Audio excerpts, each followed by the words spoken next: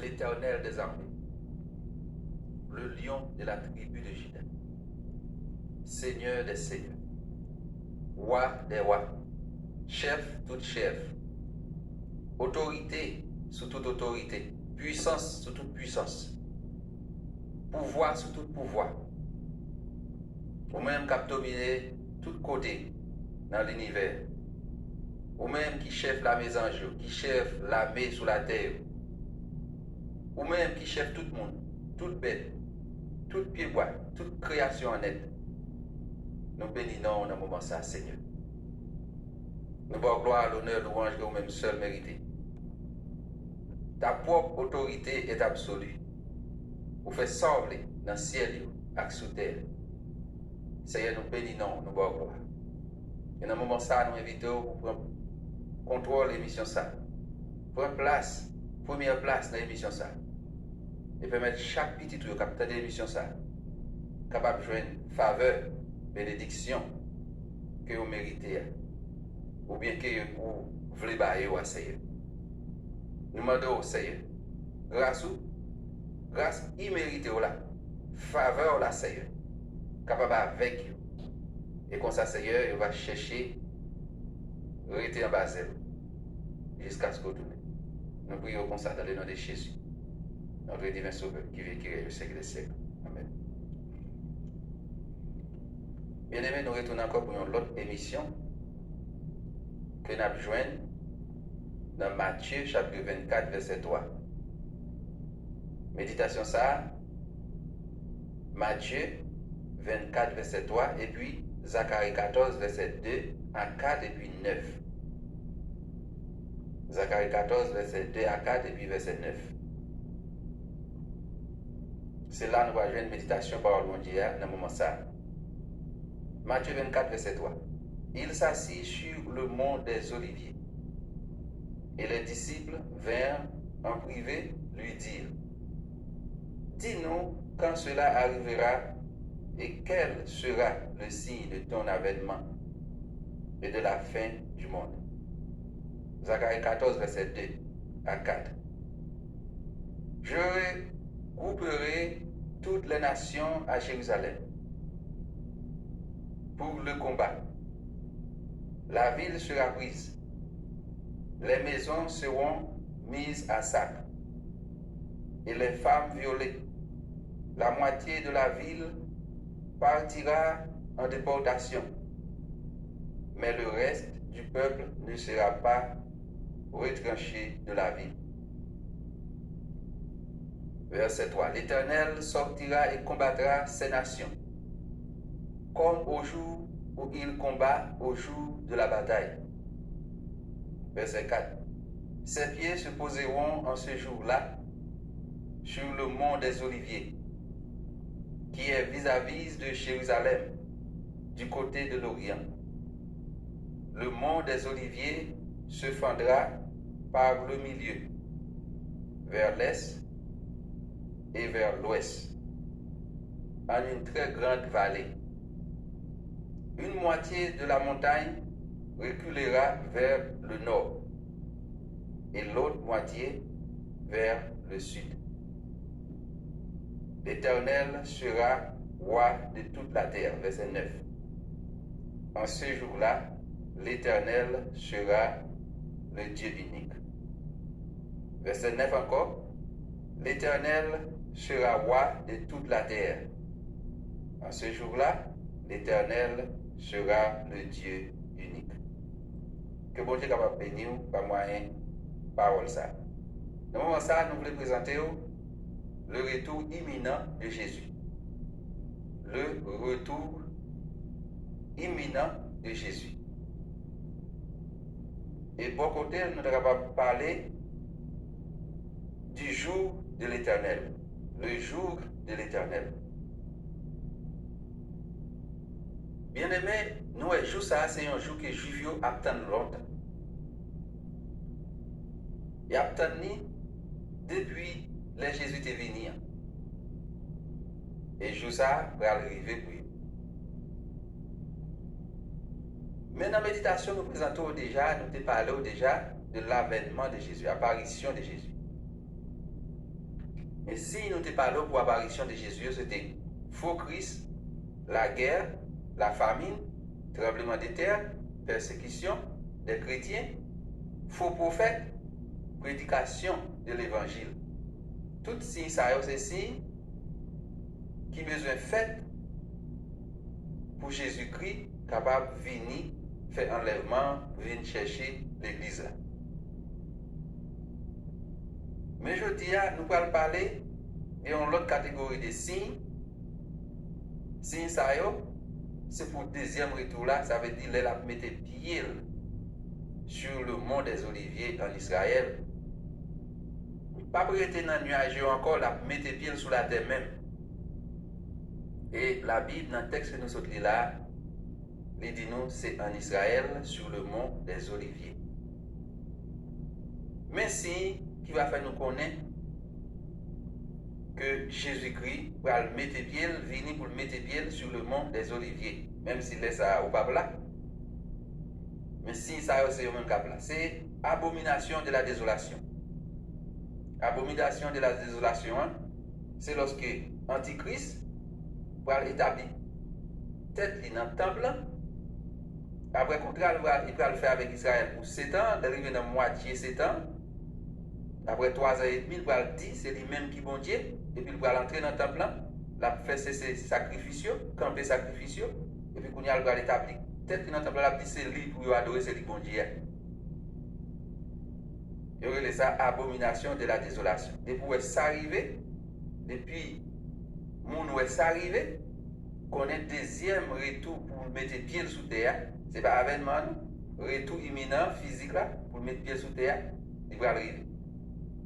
Après ça, il va y avoir faux Christ déjà qu'on est faux prophète là, là déjà pour capable. Antichrist là, pour capable de faire faux l'évangile, pour le faire miracle, pour le faire diffuser sur le ciel là. Et puis, automatiquement, que Antichrist a fini chita dans le temple pour le mettre tête pour Dieu. Et puis qu'on y a la grande tribulation va le terrible. Bon Dieu va commencer à frapper la terre parce que le diable a replacé.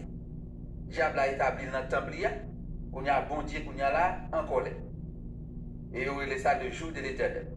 Bon Dieu en colère et puis qu'on y a là il va le parler pour venir mettre pied pour descendre qu'on y a pour venir frapper.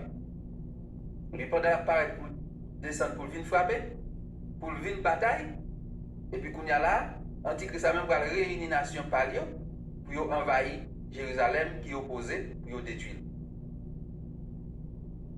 Et c'est alors que bagaille là va être terrible dans la fin deuxième 3 ans et demi, 42 mois. Alors, là nous allons dans Matthieu 24, verset 3. Texte ça dit nous, Jésus-Christ est chita sur un mont en Israël relé mont Olive, le mont des Oliviers. Et mont ça est situé à l'est de Jérusalem. C'est un mont, c'est une colline qui est sacrée. C'est là un pile bagage sacré, même olive, vous parlez de feuilles olive, pieds olive, c'est avec eux que le peuple Israël a toujours utilisé pour capable faire l'huile olive pour mettre près avec royaume, les sacré pour mettre dans condition pour faire travailler. Et moi ça a tellement une belle histoire. Là-dedans, c'est une colline qui est sainte pour l'Éternel. Et c'est là Jésus-Christ est chita. Pendant les disciples, viennent demander, dis-nous qu'il est, ça a privé, retour là. Qui leur a pu établir royaume? Qui leur a fait avènement, leur a retourné? Et qui est la fin du monde là? Ils ont posé deux questions. Ils ont demandé qui est la fait avènement et ils ont demandé qui est la fin du monde là. Et pour avènement, Jésus-Christ est tout signe que nous sommes cités là. Et puis, pour retour, il y a l'autre 3 signes, abomination de la désolation, faux Christ et puis grande tribulation. Jésus-Christ répond à une question dans Matthieu 24. Il parlait qui ça peut arriver avec Jérusalem. Mais Zacharie 14, verset 2 à 4 et puis 9. Parce que tout chapitre là, plus décrit, fait plus clairement. Là, nous regardons, nous voyons dans verset 2, l'Éternel dit qu'il va réunir toute nation, il va quitter toute nation et venir envahir Jérusalem. Il a regroupé, bon Dieu a regroupé, il a quitté, regroupé autour de Jérusalem pour séquer Israël et Jérusalem pour détruire Jérusalem. Et le texte là dit nous, même verset 2, qu'il y a une victoire, il a semblé une victoire. Parce qu'il a pris la ville là, il a saccagé les maisons, il a détruit les maisons, il a violé les dames, il a déporté moitié dans le peuple là, il a pris déporté, mis en captivité, et il a fait un pile de dégâts parce que Israël va souffrir. Et c'est ça que Jésus-Christ dit, les gens qui souffrent de Kaeli, pas besoin d'entrer dans Kaeli pour pouvoir faire, parce qu'il va parler raide. Les gens ne peuvent quand même bouger, parce qu'Israël va en bas de la. Et c'est là nous voyons Israël, tu as toujours gagné une vision, tu as toujours une prophétie, tu as toujours quoi. Jusqu'à présent, l'autre nation qui parle ouais, quand on va arriver, il va séquer Israël. Et c'est seulement l'Éternel qui va être capable de délivrer. Et nous voyons, rien ça, il ne peut jamais accomplir en Israël. Mais Antichrist là, il comme Christ. Il commence à adorer depuis 3 ans et demi. Mais il arrive sous fin 3 ans et demi, il a déclaré c'est lui qui bon Dieu, mais il a réalisé ce n'est pas lui qui bon Dieu. Il pas lui Christ là, il a révolté, mais il y a au lieu pour avoir une délivrance, c'est condamnation qui vient pour pire. Il a un bas coup, il a détruit l'armée du monde. Et ça, toute nation du monde réunie contre Israël. Et laissa Israël en bas coup, c'est alors que la promesse là va l'accomplir. Jésus va le descendre pour venir délivrer. Dans verset 3, nous voyons, Zacharie 14, verset 3, il dit l'Éternel va le partir pour combattre la nation. Il va entrer dans la bataille pour Israël. Même Jean, il était contre la bataille pour Israël déjà. Nous songeons des batailles avec Pharaon déjà dans la mer Rouge. Là. Qui Jean l'Éternel a fait intervention. Et toute l'autre nation qui était toujours attaqué Israël, nous voyons qui Jean l'Éternel toujours bat Israël victoire, excepté les Israël péché. Alors, jour ça, ce n'est pas bien un jour seulement pour délivrer Israël, mais c'est jour de l'Éternel, que l'Éternel va prendre contrôle sous la terre. L'Éternel va établir le royaume sous la terre. Il va le dominer. Et habiter sous la terre.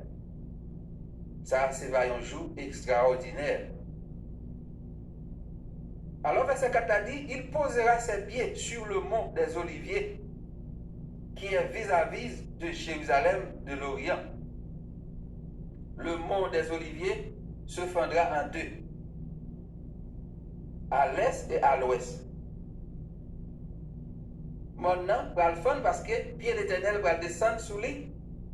Il va descendre sur le mont des Oliviers et le mont des Oliviers, ça, il dit c'est lui-même, tête monde ça, c'est le plus haut en Israël. C'est ça, et historien il dit c'est lui qui est plus haut en Israël. Comme moi-même, pourquoi aller en Israël pour moi, mais c'est lui-même qui est plus haut, tête monde, mont des Oliviers, il est plus haut. Jésus qui a descendu, mettre pied sous le monde ça, et puis c'est là qu'il va combattre la nation qui a détruit Israël. Et puis, dans le verset 9 là, le texte là dit nous, Zacharie dit nous, descend l'Éternel, descend là, là, Dieu, là, Dieu unique. L'Éternel sera roi sur toute la terre en ce jour-là. Et l'Éternel sera le Dieu unique. L'Éternel a roi sur toute la terre, la premier royaume, tant que Daniel dit, il ne va jamais remettre lui, by yon l'autre encore.